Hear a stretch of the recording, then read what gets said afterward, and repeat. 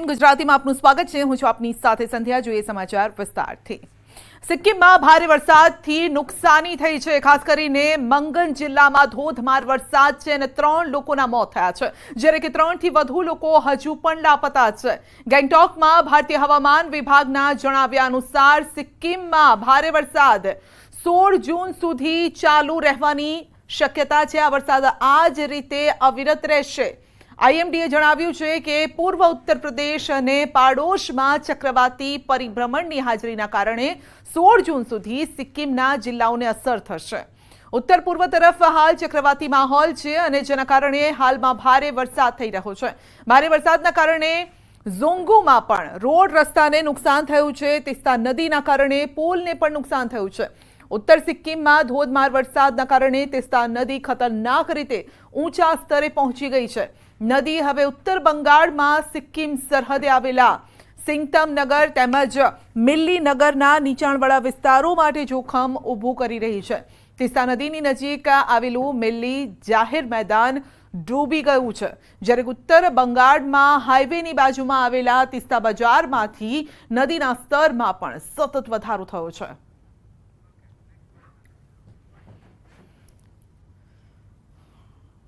તો ચોમાસાના આગમન વચ્ચે જ વલસાડમાં સવારથી જ વરસાદી માહોલ છવાયેલો છે અને વહેલી સવારથી જ વાદળછાયા વાતાવરણ વચ્ચે કેટલાક વિસ્તારોમાં છૂટો છવાયો વરસાદ વરસી રહ્યો છે। તો વરસાદ વરસતા વાતાવરણમાં ઠંડક પ્રસરી છે। વલસાડની સાથે સંઘ પ્રદેશ દમણ દાદરા નગર હવેલીમાં પણ વરસાદની હવામાન વિભાગે આગાહી કરી છે। સવારથી જ આ વિસ્તારોમાં પણ વાદળછાયું વાતાવરણ છે।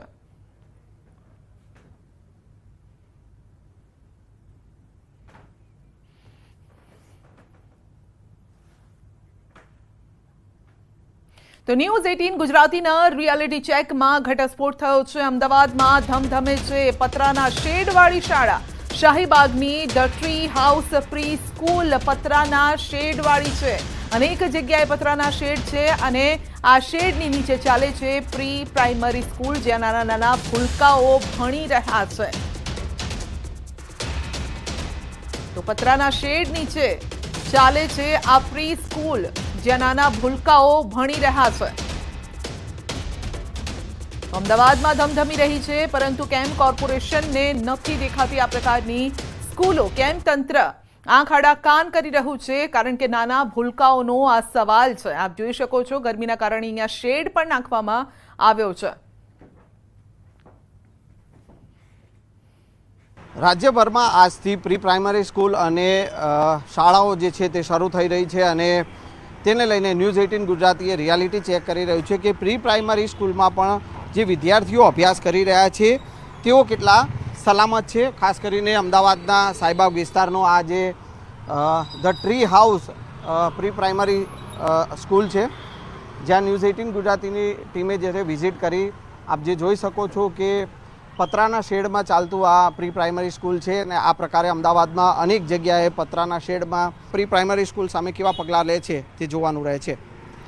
કેમેરામેન પંકજ મકવાણા સાથે સંજય ટાંક, ન્યૂઝ 18 ગુજરાતી, અમદાવાદ। બોટાદમાં ચેકિંગ દરમિયાન સ્કૂલ વાનનો ભાંડો ફૂટ્યો છે। આરટીઓ અને પોલીસ દ્વારા કરાયું હતું ચેકિંગ। સ્કૂલ વાનમાં ફાયર સેફટીનો અભાવ, પરમિટ કરતા વધારે બાળકોની સંખ્યા, જોખમી રીતે કેબિનમાં બાળકો બેસાડ્યા। ચેકિંગ દરમિયાન 8 જેટલા વાહનો ડિટેઇન પણ કર્યા।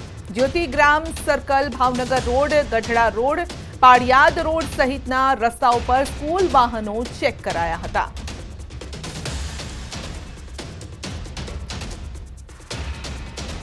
તો પરમિટ કરતા વધારે બાળકોની સંખ્યા હતી। આજે ચેકિંગ કરવામાં આવી રહ્યું છે। અલગ અલગ જગ્યાએ પોલીસની આ ડ્રાઈવ ચાલી રહી છે અને તેમાં જ સામે આવ્યું કે પરમિટ હોય તેના કરતાં વધારે બાળકોને બેસાડ્યા છે, એટલે કે ખીચોખીચ બાળકોને બેસાડવામાં આવે છે। આ તરફ બનાસકાંઠાના પાલનપુરમાં શાળાની શરૂઆત થતાં જ આરટીઓ દ્વારા સ્કૂલ વાહનોનું ચેકિંગ કરવામાં આવી રહ્યું છે। ચેકિંગ દરમિયાન જ ગેરકાયદેસર ચાલતા 20 જેટલા વાહન ચાલકોને આરટીઓ દ્વારા મેમો અપાયા છે। આરટીઓએ રજીસ્ટ્રેશન વગર ચાલતા સ્કૂલ વાહનોને 1 લાખથી વધુનો દંડ ફટકાર્યો છે। ગેરકાયદેસર વિદ્યાર્થીઓ ભરીને જતી 2 સ્કૂલ વાનને ડિટેઇન કરાઈ છે। પાલનપુર આરટીઓ દ્વારા પાલનપુર શહેરની સ્કૂલ આગળ ઊભા રહી કાર્યવાહી કરાઈ છે।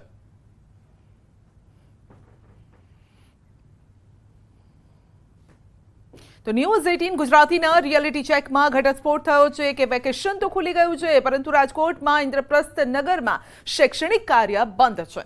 ફાયર એનઓસી ન મળતા ખાનગી શાળા બંધ છે. ફાયર સિસ્ટમમાં ખામી હોવાથી સ્કૂલ સીલ કરાઈ છે. સ્કૂલની બહાર લગાવવામાં આવ્યું છે બોર્ડ અને ફાયર એનઓસી રિન્યુઅલ અને બાંધકામ દૂર કરવાની કાર્યવાહી કરાઈ છે. તો આ કાર્યવાહી ચાલુ હોવાથી બિલ્ડિંગનો અન્ય હેતુ માટે વપરાશ કરી શકાશે નહીં તેવું પણ લખવામાં આવ્યું છે.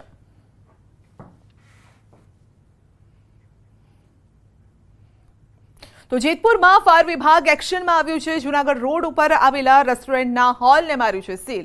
ફાયર વિભાગે JFM રેસ્ટોરન્ટના પાર્ટી ફંક્શન માટેના હોલને ફાયર એનઓસી ન હોવાથી સીલ કર્યું છે. ફાયર વિભાગે અગાઉ BU પરવાનગી અને ફાયર સર્ટિફિકેટ લેવા આપી હતી નોટિસ, અને છેવટે સુવિધાના કોઈ સાધનો ન હોવાથી પોલીસ બંદોબસ્ત સાથે ગોંડલ ફાયર ડિવિઝન અને પાલિકાની ફાયર ટીમ દ્વારા સીલની કામગીરી હાથ ધરાઈ. ઉપલેટા ખાતે રિલાયન્સ મોલમાં એનઓસી ન હોવાને કારણે ત્યાં કણે આજે સીલિંગ કરવામાં આવેલ, તથા સાપરમાં એક નોવા કરીને હોટલ છે તેને પણ સીલ કરવામાં આવી. પછી જેટ ઇન હોટલ તેને પણ સીલ કરવામાં આવી. કુલ 3 બિલ્ડિંગને સીલિંગ કરવામાં આવેલ છે. સુરતની સ્મીમેર હોસ્પિટલ ફરી વિવાદમાં આવી છે. થાઈગલ બાદ વધુ એક વિવાદ સામે આવ્યો છે. ફોરેન્સિક વિભાગનો તબીબ નશાની હાલતમાં પકડાયો છે. મૃગેન્દ્ર પ્રતાપસિંહ નલવાયા નશાની હાલતમાં ઝડપાયો છે. હોસ્ટેલમાં સરપ્રાઇઝ ચેકિંગ કરતા આખો ભાંડો ફૂટ્યો. પોલીસે તબીબ વિરુદ્ધ કાયદેસરની કાર્યવાહી હાથ ધરી. પાલિકાના ડેપ્યુટી કમિશનર, સ્મીમેર ડીન સહિતની ટીમ હોસ્ટેલમાં તપાસ અર્થે નીકળી હતી, અને તપાસમાં હોસ્ટેલના એક રૂમમાંથી ફોરેન્સિક વિભાગનો તબીબ નશામાં મળી આવ્યો છે. તબીબની આંખો લાલ જણાઈ આવતા શંકા જણાઈ હતી, અને જે બાદ સ્મીમેર હોસ્પિટલમાં તપાસ કરતા નશો કર્યો હોવાનું પુરવાર થયું છે. તબીબે વરાછા પોલીસના સાથે સોંપી દેવાયો છે.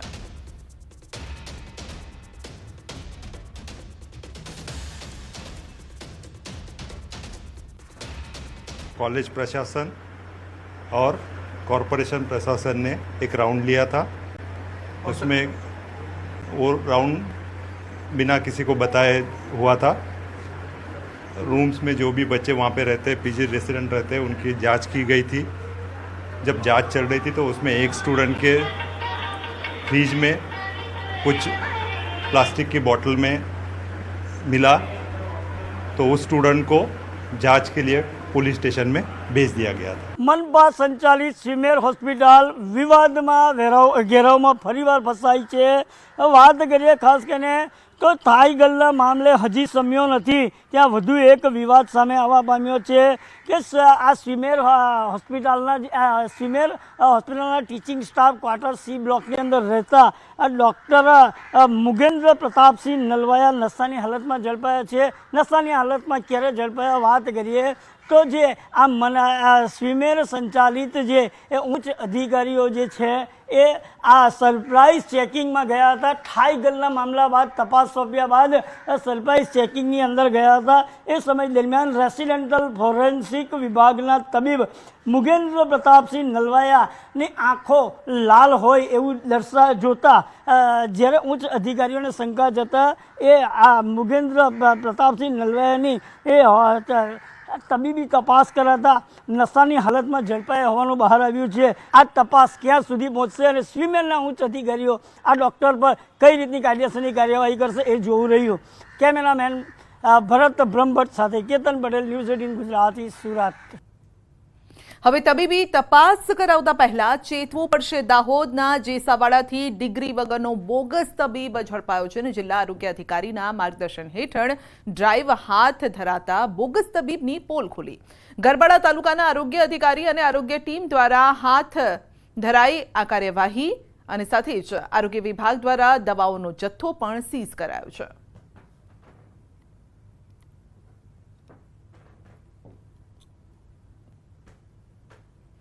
જિલ્લા આરોગ્ય અધિકારી સાહેબની સૂચના અનુસાર ડિગ્રી વગરના તબીબોની તપાસ હાથ ધરતા જેસાવાડા આશ્રમ રોડ ખાતે કાલિદાસ હળધર નામનો ઈસમ રજિસ્ટ્રેશન તેમજ ડિગ્રી વગરનો ખાનગી પ્રેક્ટિસ કરતા માલુમ પડેલ તેમની દવાઓનો જથ્થો જેમાં આઈવી પોઈન્ટ તેમજ અન્ય દવાઓ પણ મળેલ, જે જથ્થો જપ્ત કરી અને એની સામે ફરિયાદ દાખલ કરેલ છે।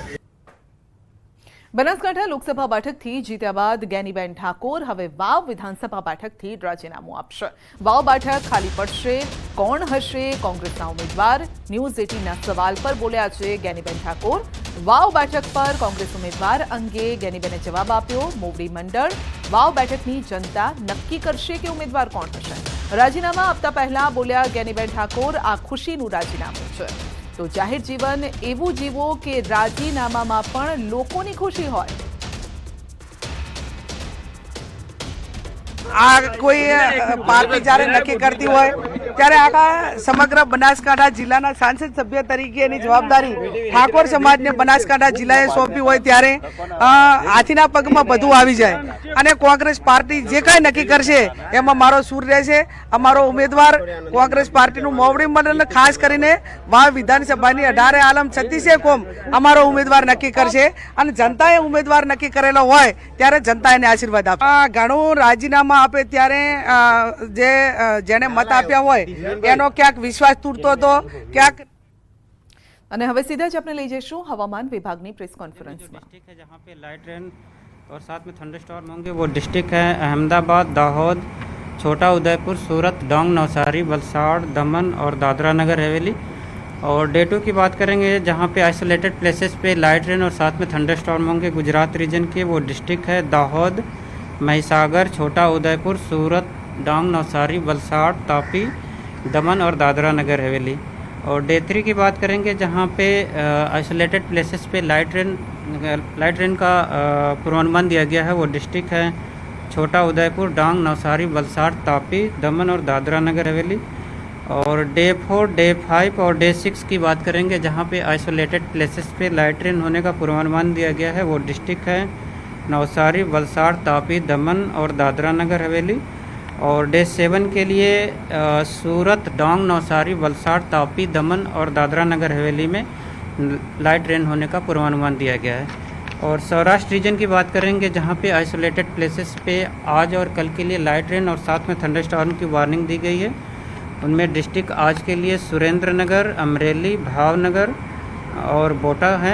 और डे 2 और डे 3 के लिए अमरेली और भावनगर डिस्ट्रिक्ट है जहाँ पे आइसोलेटेड रेन होने का पूर्वानुमान है। और डे 4, डे 5 और डे 6 की बात करेंगे तो गिर सोमनाथ में आइसोलेटेड प्लेसेस पे लाइट रेन होने का पूर्वानुमान दिया गया है। और मैक्सिमम टेम्परेचर की बात करेंगे तो आने वाले 5 दिनों के लिए मैक्सिमम टेम्परेचर नो लार्ज चेंज में रहेगा। और जो मैक्सिमम टेम्परेचर की टेंडेंसी होगी वो आने वाले 2 दिनों के लिए डिक्रीजिंग, उसके बाद नो लार्ज चेंज में रहेगी। और अहमदाबाद और गांधीनगर के लिए मैक्सिमम टेम्परेचर की बात करेंगे तो अहमदाबाद का 40.9 और गांधीनगर का 41 degree Celsius maximum temperature record हुआ है। और 41 डिग्री सेल्सियस दोनों जगह के लिए फोरकास्ट दिया जा रहा है मैक्सिमम टेम्परेचर का। सर, रूटीन बारिश के लिए और कितना वेट करना पड़ेगा? भले मानो कि मानसून एंटर हो चुका है लेकिन जो चाहिए उतनी बारिश नहीं है, वो वीक हो चुकी है।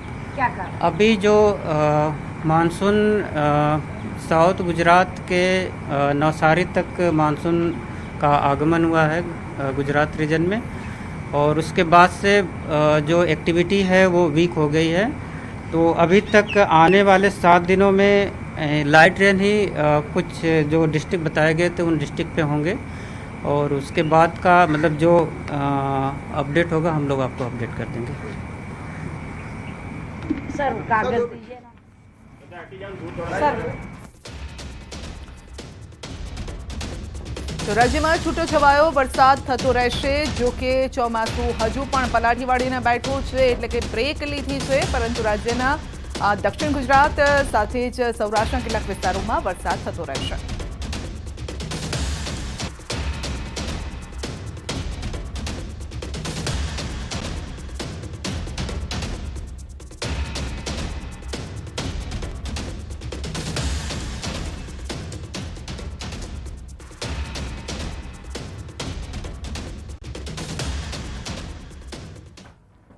તો જ્ઞાનીબેન ઠાકોર અમદાવાદ કોંગ્રેસ કાર્યાલય પહોંચ્યા હતા, જ્યાં લોકસભાના કોંગ્રેસ ઉમેદવારોની બેઠકમાં વિજેતા જ્ઞાનીબેનનું અભિવાદન પણ કરાઈ રહ્યું છે. સાથે જ કોંગ્રેસના અન્ય ઉમેદવારોની હાર પાછળના કારણ અંગે મંથન પણ થઈ રહ્યું છે.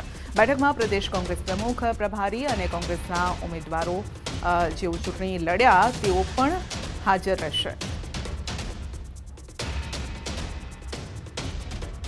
તમારી પ્રજાને સંદેશ આપવા માંગો છો, કોંગ્રેસની જીત કે ગેનીબેનની જીત? નહીં, આ કોંગ્રેસ પાર્ટીની, બનાસકાંઠાની જનતાની, 18 આલમ 36 કોમની જીત, લોકશાહીની જીત છે. અચ્છા, આપના ઉત્તરાધિકારી તરીકે કોઈનું નામ સજેસ્ટ કરશો? અત્યારે આ વિષય એટલો જ છે કે નિયમ પ્રમાણે 14 દિવસની અંદર એક પદમાંથી રાજીનામું આપવું પડે.